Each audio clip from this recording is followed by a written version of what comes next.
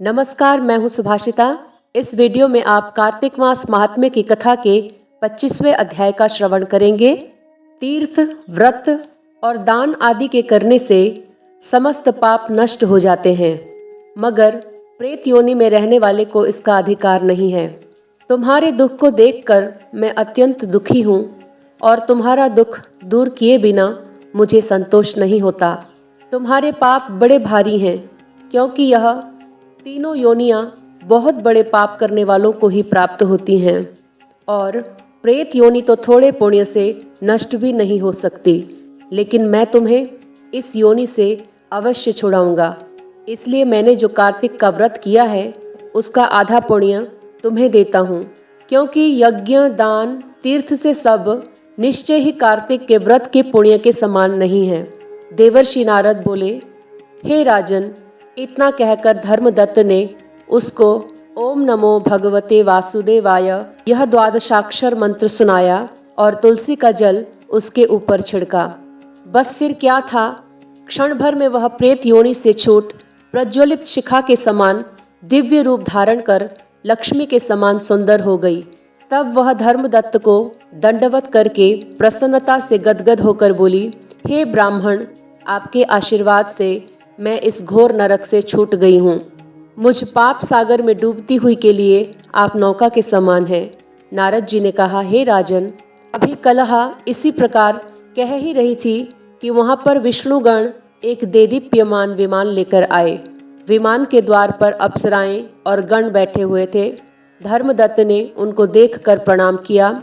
पुण्यशील और सुशील नामक भगवान विष्णु के गणों ने धर्मदत्त को अपने हाथों से ऊपर उठा उसका अभिनंदन करके कहा, हे द्विजश्रेष्ठ, आप धन्य हैं जो सदा भगवान विष्णु के व्रत, कथा और सेवा में लगे रहते हैं।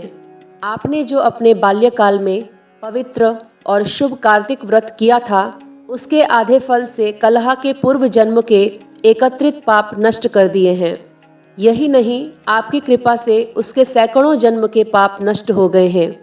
आपके जागरण आदि करने से, पुण्य प्रभाव से आकाश मंडल से यह विमान आया है।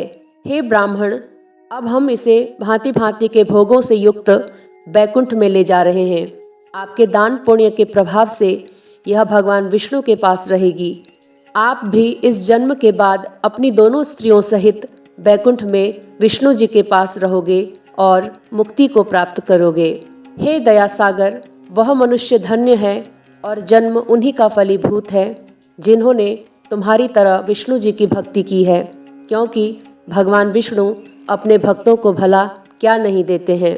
जिन्होंने प्राचीन काल में उत्तानपाद के पुत्र को ध्रुव पर पहुंचाया, जिसके सुमिरन मात्र से प्राणियों की मुक्ति हो जाती है। प्राचीन काल में विष्णु जी ने केवल अपने नाम के स्मरण मात्र से ही आप द्वारा पकड़े हुए हाथी को हस्ती योनि से मुक्त करके जय नाम देकर अपना पार्षद बना लिया। तुमने उसी विष्णु की सेवा की है, इसलिए तुम अपनी दोनों स्त्रियों सहित 1000 वर्ष तक भगवान विष्णु के पास निवास करोगे। जब तुम्हारा पुण्य क्षीण हो जाएगा, तब तुम सूर्य वंश में अपनी दोनों रानियों के साथ राजा दशरथ के नाम से प्रसिद्ध होंगे। तथा यह कलहा तुम्हारे आधे पुण्य की भागीदार होने के नाते तुम्हारी तीसरी भार्या होगी। वह भगवान विष्णु पुत्र रूप में तुम्हारे पास रहेंगे और देवताओं का कार्य करेंगे। विष्णु जी को प्रसन्न करने वाले तुम्हारे कार्तिक व्रत से अधिक महत्वपूर्ण यहाँ दान, तीर्थ आदि और कोई भी नहीं है। हे दया सागर, तुम धन्य हो, क्योंकि तुमने जगत गुरु भगवान विष्णु को प्रसन्न करने के लिए कार्तिक मास का व्रत किया है, जिसके आधे पुण्य के फल की भागीदार कलहा है। इस समय हम इसे अपने साथ विष्णु लोक लेकर जा रहे हैं। कार्तिक मास महात्म्य के 25वें अध्याय की कथा यहाँ संपन्न होती है। मिलते हैं अगले वीडियो में 26वें अध्याय की कथा के साथ। नमस्कार।